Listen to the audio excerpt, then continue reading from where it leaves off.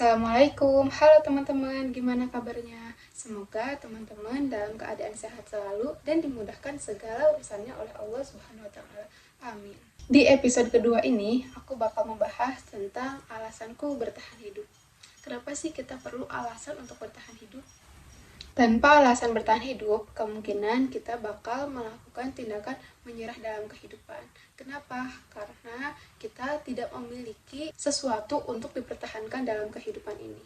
Jangan sampai kita menjalani kehidupan yang hanya satu kali di dunia ini, kita menjalaninya dengan secara sia-sia, dengan secara tidak berarti.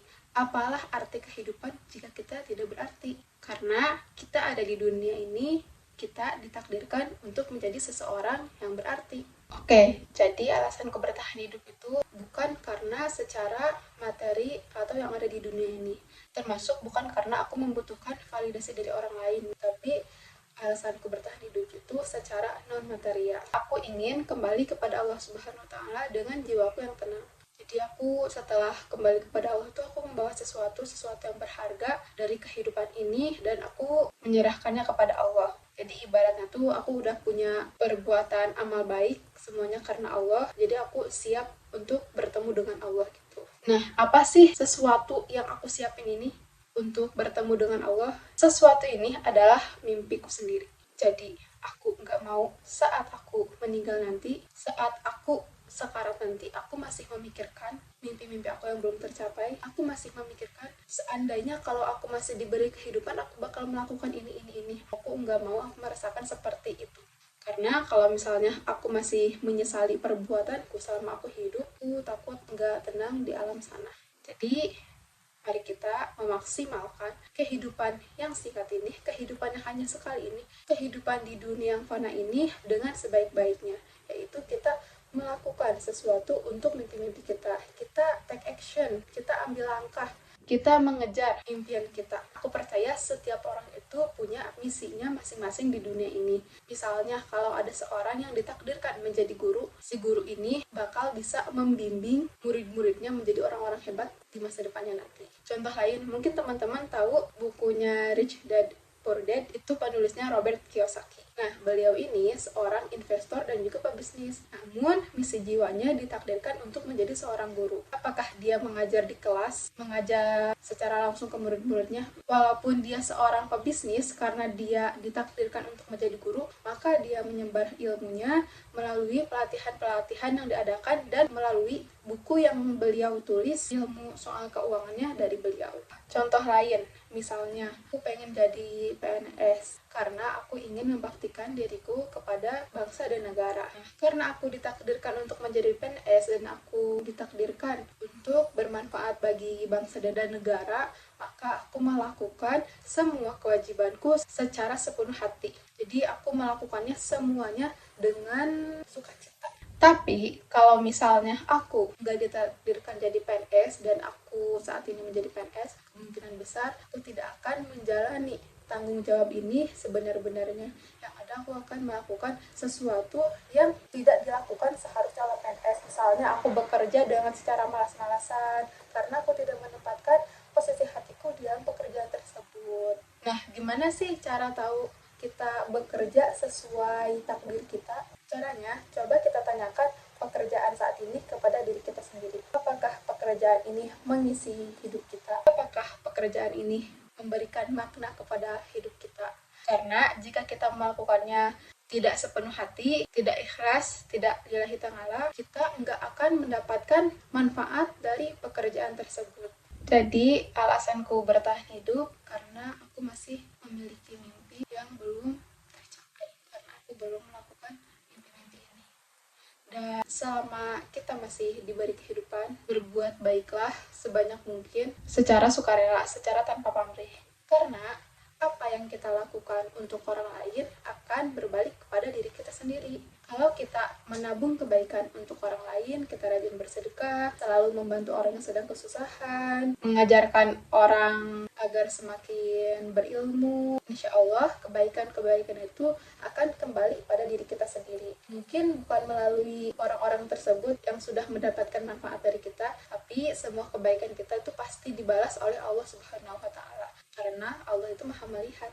pernah takut berbuat kebaikan ya. Begitu juga dengan perbuatan jahat. Kalau kita melakukan perbuatan jahat sekecil apapun, selicik apapun perbuatan kita, semuanya bakal kembali kepada diri kita sendiri. Misalnya sekecil kita menonton film bajakan, itu film bajakan kan bukan sesuatu yang baik ya, termasuk kita beli buku bajakan, itu juga buku bajakan itu merugikan penulis, film bajakan juga merugikan para sutradara dan pemain filmnya. Nah, kalau kita sudah merugikan mereka tanpa mereka sadari, percayalah teman-teman, kita sebetulnya sedang merugikan diri sendiri, bukan merugikan orang lain. Jadi perbuatan buruk kita karena kita sudah menggunakan sesuatu yang bajakan bukan orisinil akan kembali kepada kita. Jadi kehidupan kita tuh atau enggak kita mendapatkan sesuatu enggak berkah, jadinya kurang bermanfaat dan kita tuh merasa kok hidupku kayak gini terus ya, kekurangan terus karena kita sudah mendolimi orang lain, karena kita sudah merugikan orang lain. Jadi hati-hati teman-teman, selagi kita hidup, jaga perbuatan kita, jaga lisan kita juga, karena lisan ini adalah pedang. Aku juga masih belajar untuk menjaga lisanku, karena aku belum tentu bisa menjaga lisanku, maka aku pasrahkan kepada Allah. Aku minta pada Allah, ya Allah, jagalah lisanku selalu agar aku tidak menyakiti orang lain, agar lisanku selalu mengeluarkan kata-kata yang bermanfaat bagi siapapun. Amin. Ingat teman-teman, apapun kondisinya hari ini, mungkin teman-teman menonton video alasanku bertahan hidup ini, alasannya simpel kali ya teman-teman, tapi menurutku alasan hidup ini yang bikin aku selalu bagaimana caranya agar aku bisa bangkit lagi, bagaimana caranya agar aku menghilangkan pikiran negatifku dari tindakan menyerah dalam kehidupan. Karena sebetulnya kita tuh hidup sebagai manusia di muka bumi ini sudah jadi sesuatu yang spesial. Kita harus bisa bermanfaat sebaik-baiknya bagi manusia, bagi diri kita sendiri, bagi masyarakat, bagi dunia, agar kita bisa kembali kepada Allah Subhanahu wa Ta'ala dengan penuh rasa syukur, dengan jiwa yang tenang.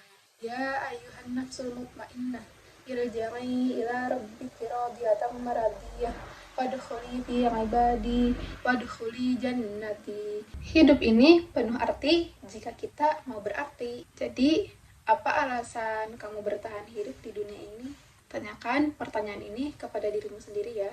Jangan sampai kita melakukan sesuatu yang tidak berarti pada kehidupan yang sangat berarti ini.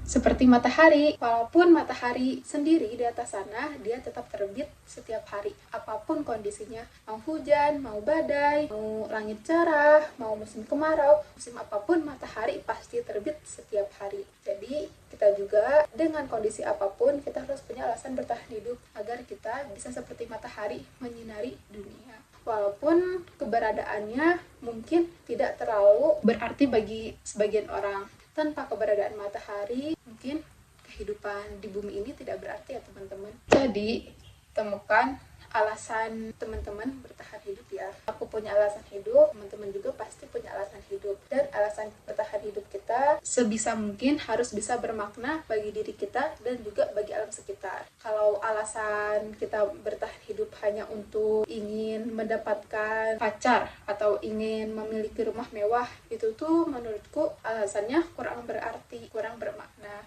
Kalau kita menempatkan alasan keberadaan hidup kita dengan penuh makna dan tujuan, kita akan bisa mempertahankan dan bisa bangkit kembali apapun kondisi yang sedang kita alami. Jadi sekian video kali ini. Akhirnya aku bisa ngobrol lagi di sini tanpa skrip, semuanya murni dari pemikiran aku. Aku buat video ini yang berjudul alasan bertahan hidup karena aku lagi mengalami posisi aku belum bayar uang kos, aku belum ada uang lagi. Kalau aku menyerah, aku harus melepaskan mimpi itu dan aku nanti mungkin meninggal dengan penuh rasa penyesalan. Kayaknya aku udah nggak sanggup ngebayangin ketika aku belum bisa menuntaskan semua mimpi-mimpi aku sendiri. Soalnya kalau aku memikirkan kondisi saat ini dan menyimpan kecemasan ini di dalam kepalaku, kemungkinan besar aku bakal stres, bakal pusing, bakal khawatir, dan bakal sakit. Terus kalau misalnya sakit, gimana? Ke rumah sakit gak ada biaya, terus merepotkan orang juga kan, apalagi merepotkan diri sendiri. Jadi aku serahkan semua masalahku ini kepada Allah Subhanahu wa Ta'ala. Di setiap apapun kondisinya, setiap masalah yang kita alami, Setiap tantangan kehidupan yang kita jalani pasti ada solusinya. Dan Allah Subhanahu wa taala pasti tahu mana yang terbaik bagi kita. Kenapa kita diberikan tantangan kehidupan seperti ini? Mengapa kita diberikan ujian kehidupan seperti ini? Karena Allah tahu kita bisa melewatinya. Karena Allah tahu kita bisa memetik hikmah dari setiap kejadian yang ada dalam hidup kita. La tahzan, innallaha ma'ana. Jangan pernah merasa sendiri karena Allah Subhanahu wa taala selalu bersama kita. Wassalamualaikum warahmatullahi wabarakatuh. Dadah. Your reminder, reminderin.